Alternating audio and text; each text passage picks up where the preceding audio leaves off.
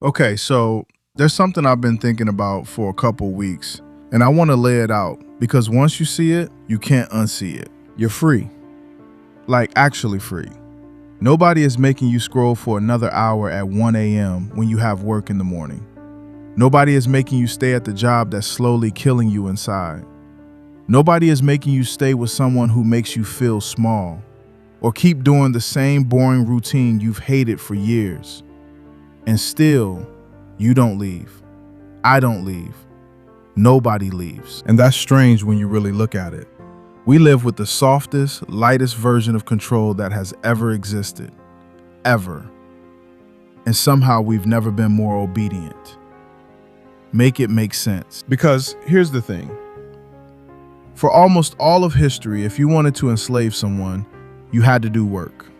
You needed a whip, a wall, a guy standing there ready to hurt you. Because the natural thing for any living creature is to want to be free, right? You let a caged animal out, it runs, obviously, every single time. But us, the door is open, and we just stay.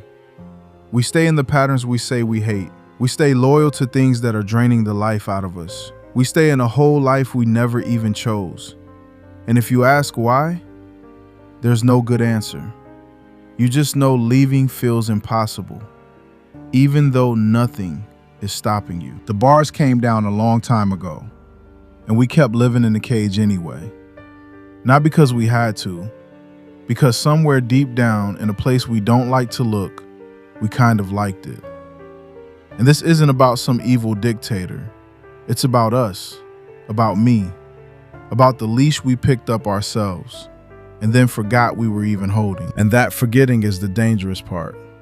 Because a chain you can see, you can fight.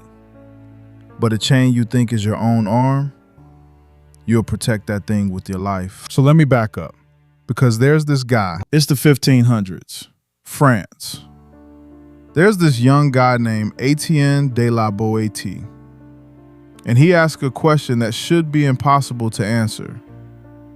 How does one guy, one weak guy who's gonna die like everyone else, end up ruling over millions of people who could just say no? And he looks for the military answer, and there isn't one. Because think about it. Soldiers follow orders, sure, but the army is made of those same millions of people. If everyone just stopped going along with it at the same time, no tyrant could last 5 minutes. The tyrant only has the power everyone keeps handing him, bit, by just going along with it. So the real question is, why do we keep handing it over? And his answer is hard to sit with. People aren't mainly chained by tyrants. They're chained by habit. That's it. Once obedience becomes normal, it stops feeling like obedience. It starts feeling like who you are. The guy born into servitude doesn't feel it as servitude. He feels it as, this is just how the world is. His chains feel like furniture. They're just there, part of the room. La Boétie called it voluntary servitude. And his big point was this: the deepest kind needs no force at all, because the person has swallowed it so completely that they'd actually fight you if you tried to set them free. Sit with that one. Now jump forward 400 years. There's this guy, Erich Fromm, and he's watching something. This is the 1930s, 40s. He's watching normal, educated, modern people just hand themselves over to authoritarian movements. And not slowly, not sadly, with something that looked like relief, like they were glad. And he wants to know why. Why would people with no chains on their wrists give their freedom away, happily, like they're asking to? And his answer wasn't political. It was about the mind. And it's the part that stuck with me. Freedom, Fromm says, isn't just a gift, it's a weight. To be truly free is to be truly responsible for your choices, your direction, all your failures, with nobody above you to blame and nobody next to you to lean on. And most people, when you hand them that weight with no warning, they'll look for any way to put it back down. Any exit, any door that says, you don't have to carry this anymore. So here's the actual mechanism, stripped all the way down. La Boétie called it habituation, which is just this simple, hard fact. Anything you do long enough stops feeling like a choice. That's it. The kid who's always been told what to think doesn't even notice he has no thoughts of his own. The worker who spent his whole life deferring to everyone doesn't feel it anymore. It's automatic. It's like breathing. The cage doesn't need a lock once you've learned to call it home.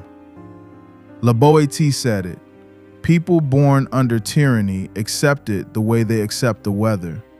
They've never known anything else. So the completely unnatural thing starts to feel like nature. Like that's just how it is. Like, what? You're gonna fight the rain? And Fromm goes one layer deeper. And this is the part that stopped me.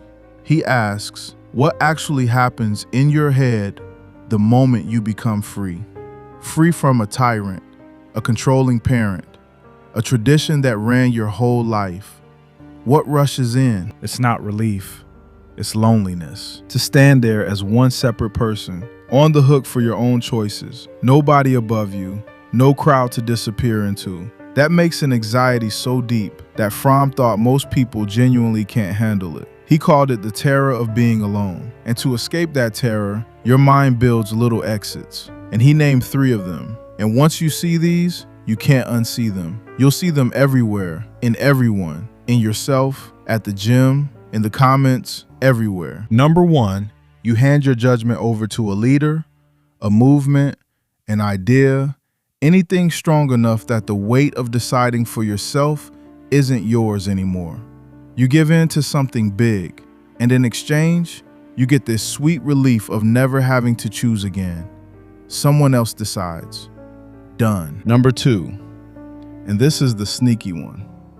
It looks exactly like a normal life, so you never catch it. You just melt into the crowd. You think what it thinks. You want what it wants. You take its opinions before you've thought about them, its taste before you've tried them, its enemies before you've even met them. And the hard question, who am I really under all this borrowed stuff, just stops getting asked. Fromm says you become the same as millions of other people, and you feel safe because of it. That's the trade.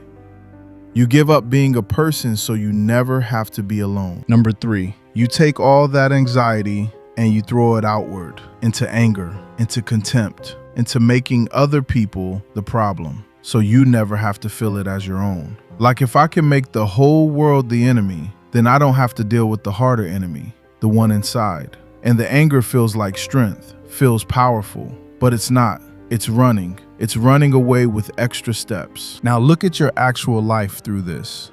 It gets uncomfortable fast. The algorithm. It decides what you believe before you even get the chance to. It feeds you opinions already made, already packaged, already approved by your little group, and you swallow them. That's that same melting into the crowd thing, but mechanized, on steroids. You didn't figure out those views. They got installed. And the install felt like thinking. That's the insane part. It felt like you came up with it yourself. The political team, the group, whatever it is, it asks only for your loyalty. And it gives you back this big gift. You never have to think alone again. Every question already answered. Every enemy already labeled, color-coded. Here you go. That's that giving yourself over thing. Just wearing a belonging costume. And it's handed to you every single day like it's a kindness, like they're doing you a favor. And the endless outrage, the contempt that flows so easily toward whoever got picked as the problem this week. And there's always a guy this week. There's always someone. That's the throwing it outward thing. It's just anxiety that found a target. It's running, dressed up as fighting. And none of this needs a dictator. None of it. That's the whole horror of it. There's no villain. You build your own cage. You decorate it.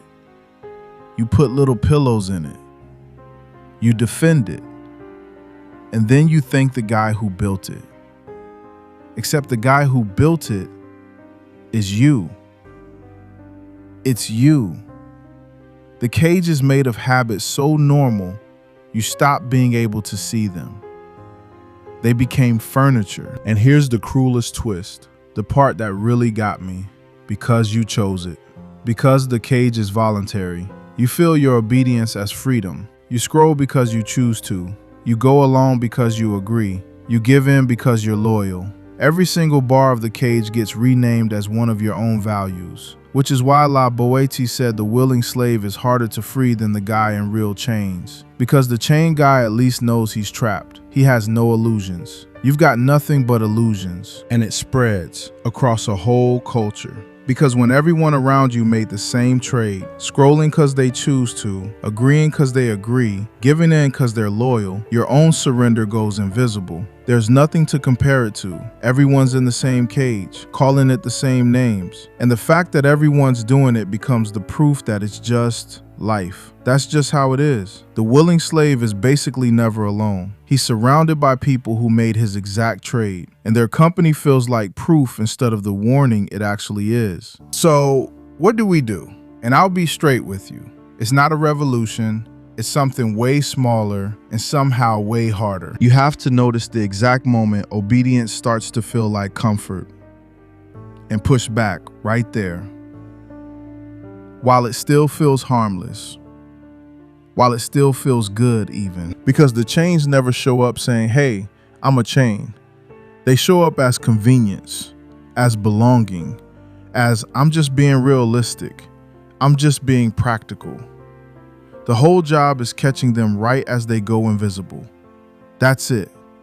That's the work. So here's where you start, and it's gonna feel small. You practice the things that make freedom hard, on purpose. In tiny doses, you can survive. Like, sit with a decision nobody else has approved yet, and notice the urge to go get permission, to text 5 people, to check, to ask.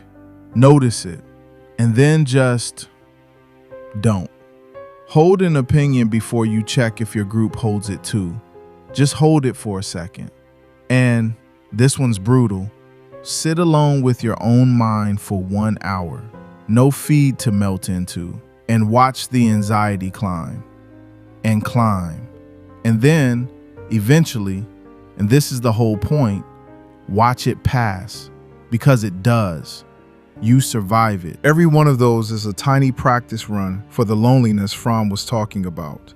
And the whole point is that you live through it.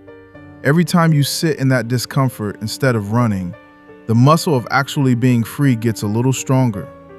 And every time you run into the crowd, the algorithm, the group chat, the team, it gets a little weaker.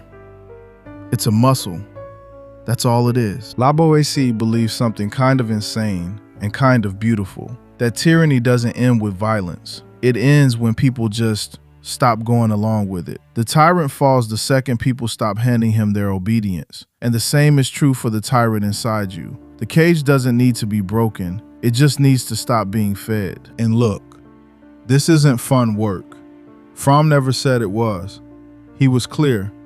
Real freedom, freedom towards something, not just freedom from something, takes the courage to carry your own aloneness and then connect with the world from a place of strength instead of fear. That's the goal. Not being a hermit, connecting, but from strength. And most people won't do it. Most people are going to take the bread, the belonging, the easy certainty, and call it a life. And you can't save them. La Boétie understood that too. You can't drag anyone through the door. You can only refuse to be one of them. That's the only part that's yours. So here's the challenge. And honestly, it's the only one that matters. The lock was never on the door. The lock was in the habit of never testing it. The door's been open your whole life. And everyone around you is standing there pretending it's locked. Because pretending is just so much easier than walking through. So go test the door quietly today in one small way. And when it opens, like it always could have this whole time, you're going to understand for the first time exactly who built the cage. It was never them.